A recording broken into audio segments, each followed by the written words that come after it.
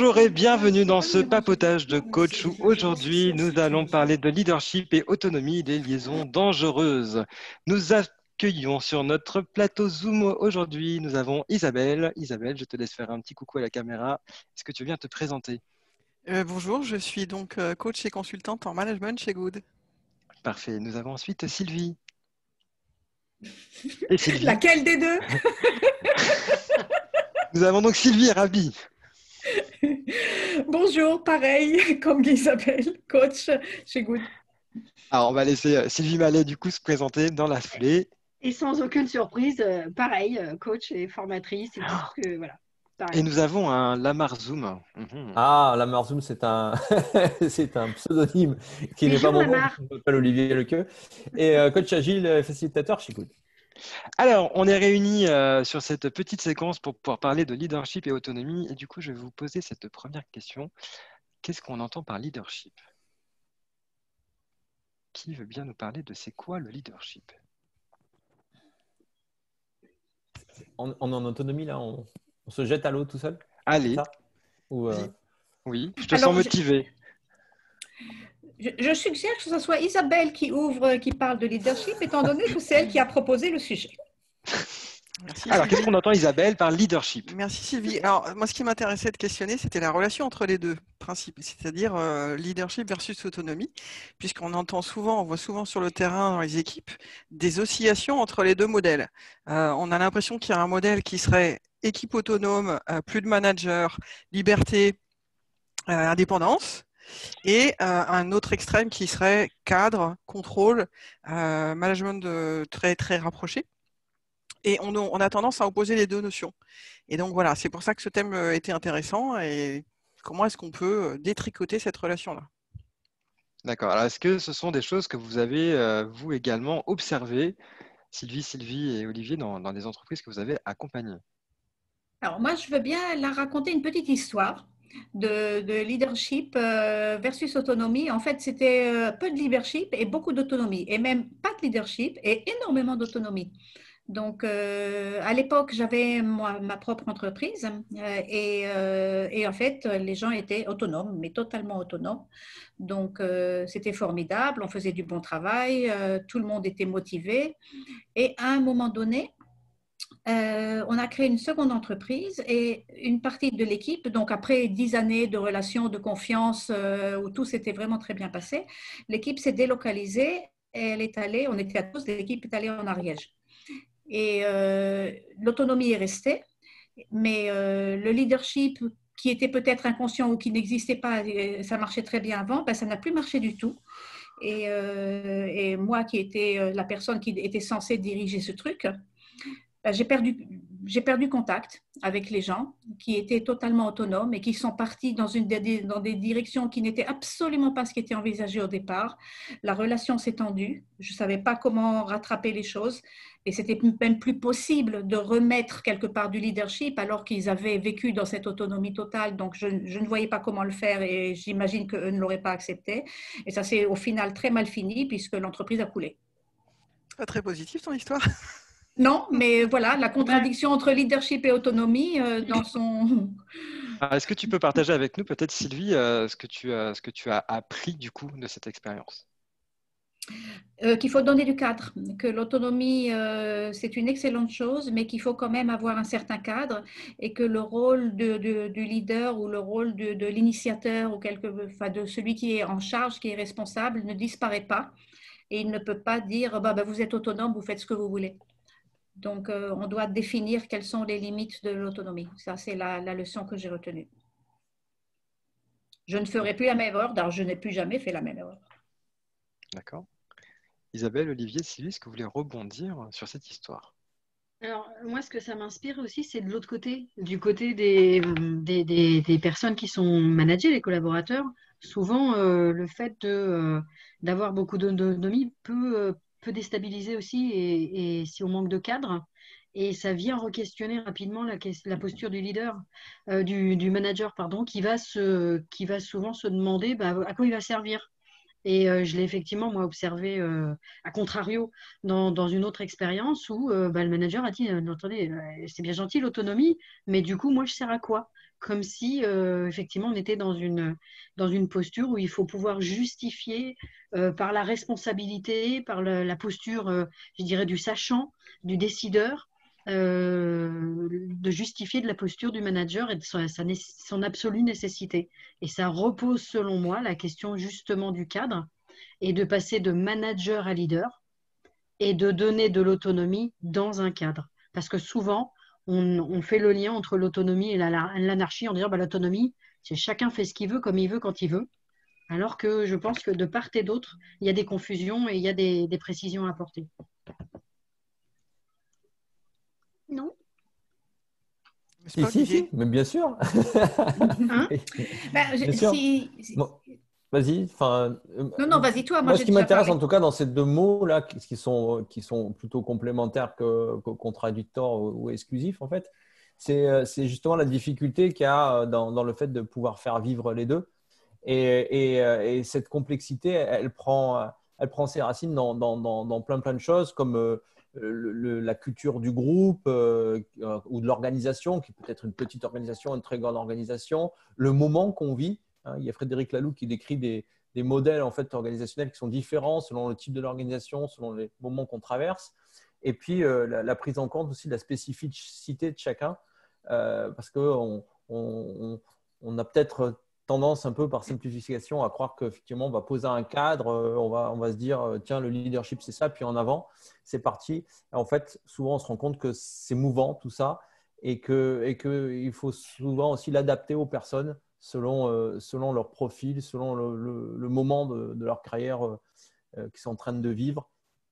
Donc, voilà, c'est de la complexité qu'il y a autour de ça qui est très intéressante, qui en fait un sujet pour moi vraiment passionnant.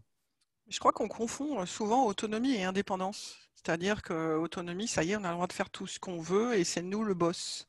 Et ce qui n'est pas du tout l'esprit, en fait, parce que l'autonomie, elle reste liée à l'atteinte d'un objectif, à l'atteinte à délivrer un projet, à créer de la valeur qui a été définie au préalable. Donc, c'est pour ça qu'on parle plutôt d'autonomie responsable, parce qu'il y a une finalité qui est très précise. Et c'est justement ça le rôle du leadership, c'est de garantir ce cadre-là et de soutenir et de faciliter ce cadre-là. Alors, qu'est-ce qu'on entend ça ? Oui, vas-y. Oui, ça me fait penser à une autre histoire là, qui est dans le sens inverse. Donc, moi, j'aime bien les histoires vécues. Donc, je vais vous raconter une autre histoire. Dans une entreprise, justement, où il n'y avait pas énormément d'autonomie, donc et qui était très dirigée, très hiérarchiquement dirigée, j'avais une équipe à charge qui travaillait bien, qui remplissait ses objectifs et tout ça, mais j'avais aussi un manager qui micromanageait, donc qui voulait vraiment dire exactement, il faut faire ça, un tel va faire ça, un tel va faire ça. Donc, quelque part, il manageait un peu mon équipe à ma place. Donc, ce qui était très embêtant parce qu'en fait, on atteignait nos objectifs et on faisait bien le travail, on s'entendait bien, enfin, tout se passait très bien.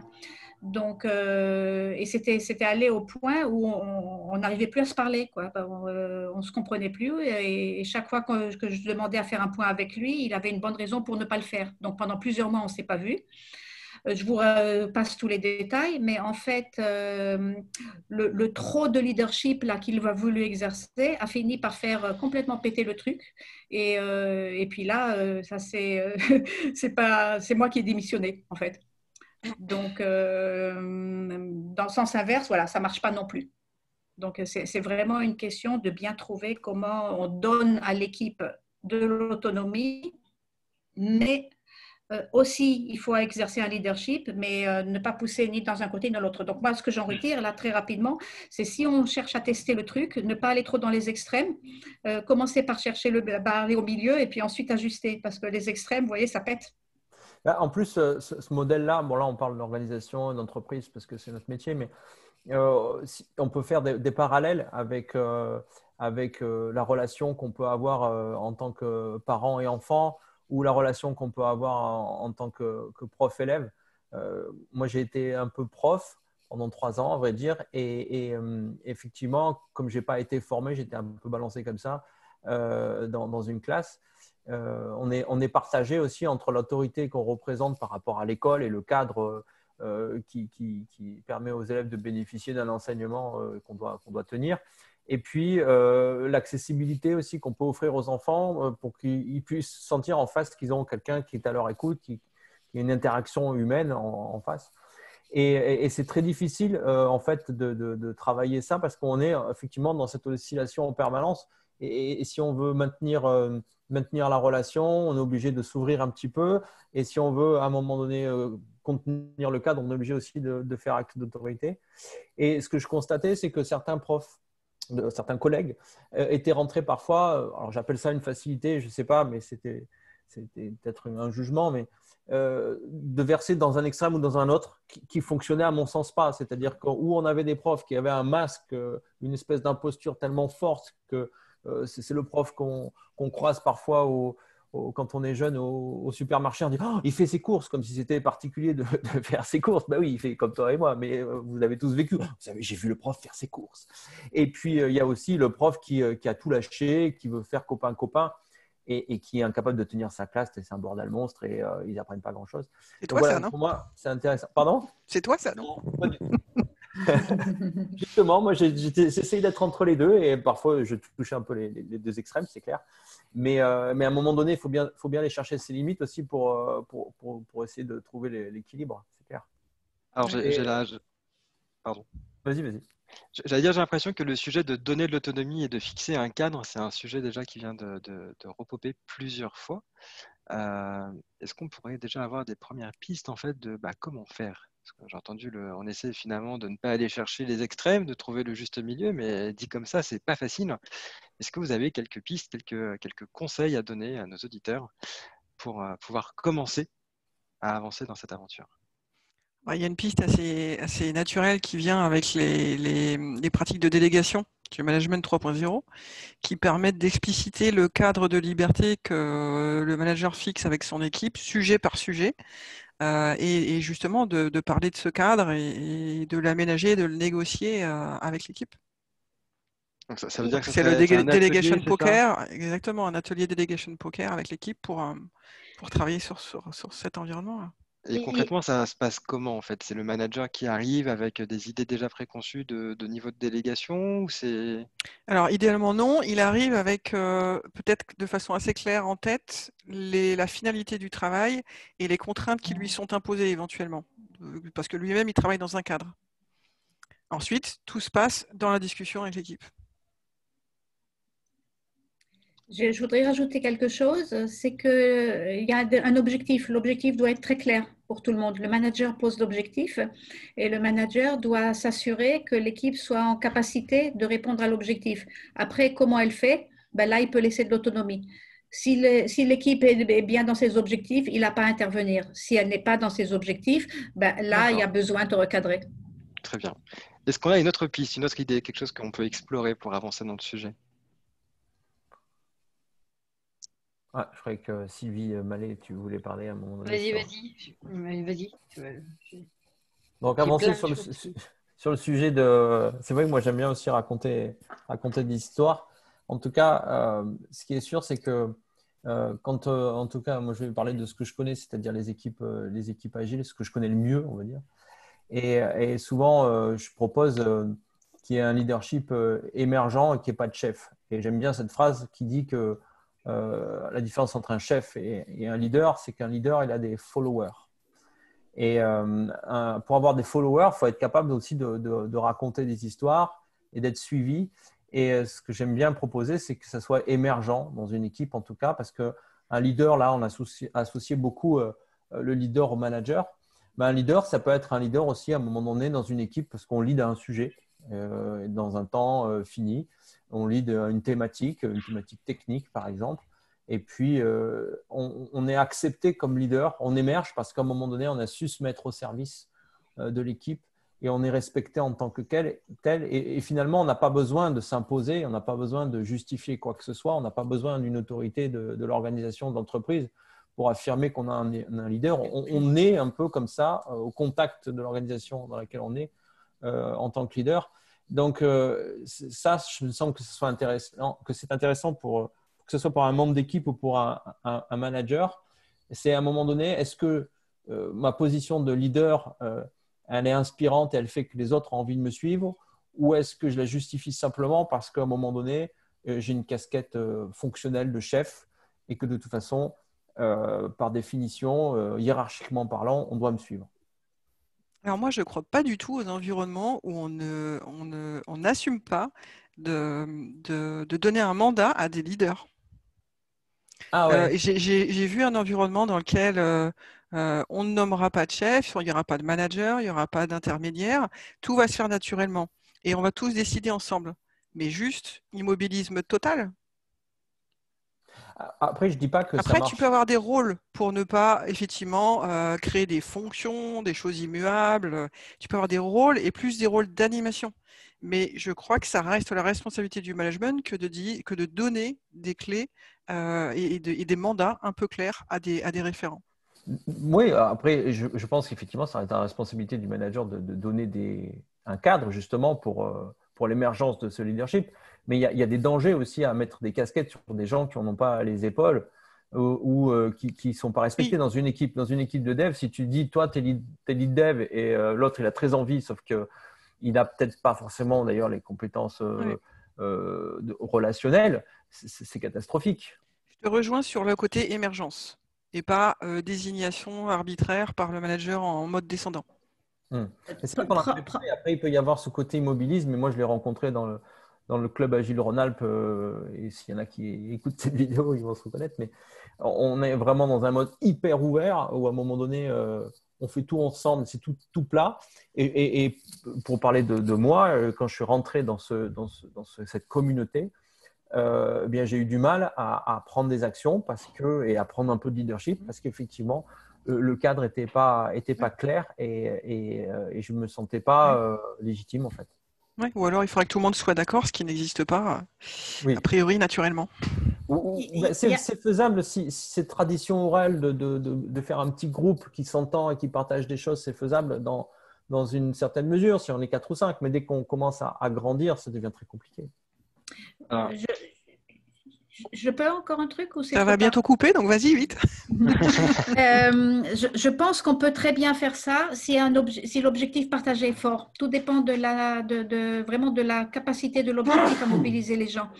Et j'ai l'exemple d'un groupe d'habitat participatif, 35 personnes, donc ce n'est pas un tout petit groupe de 4-5 personnes, des gens qui ne se connaissaient pas, mais l'objectif était très fort, c'était de construire ensemble un immeuble qu'on habiterait chacun chez soi, mais avec plein de locaux communs, et aucun leadership formel, mais des groupes qui se sont constitués selon les envies, et chaque groupe était responsable de son sujet, et les gens ont assumé leurs responsabilités, et chacun apportait de la matière dans le groupe, c'était d'une richesse incroyable et pendant 2 ans, les gens ont vraiment travaillé ensemble de façon totalement autonome. Mais c'est un exemple très particulier et c'était tenu par la force de cet objectif commun. Je pense qu'effectivement, la question de la vision partagée et de l'alignement de tous sur cette vision, cet objectif commun, elle est fondamentale. Parce que si chacun contribue dans son coin et qu'au bout d'un moment, il ne sait plus à quoi il contribue, on enfonce peut-être des portes ouvertes, mais effectivement, on se rend compte qu'au bout d'un moment, on se retrouve dans des logiques individuelles et ça peut mettre les gens en difficulté et en souffrance et ça va faire imploser le système, ça va créer du présentéisme, ça va créer un certain nombre de choses, une ambiance délétère. Enfin, ça peut avoir des effets allant jusqu'au burn-out d'ailleurs, parce que les personnes se retrouvent dans des injonctions aussi parfois contradictoires, à s'isoler, à imaginer, à prendre à interpréter éventuellement ce qu'ils pensent de ce qui est attendu ou de ce qui serait attendu. Donc il y a quand même quelque chose d'essentiel effectivement dans ce qu'on partage, de ce que j'entends émerger, c'est cet alignement sur quelque chose de fédérateur et de commun et de partagé. L'alignement, trait d'union entre le leadership et l'autonomie. Peut-être. Alors, est-ce que ce serait le mot, la conclusion de notre petite séquence d'aujourd'hui? Ça me va très bien. Ouais, j'aime bien aussi. Je valide. Allez, ok, ça marche. Eh bien, je vous remercie toutes et tous pour cette super première session que nous venons de faire aujourd'hui. Et on se retrouve très prochainement pour la prochaine interview. À bientôt. Merci Nicolas.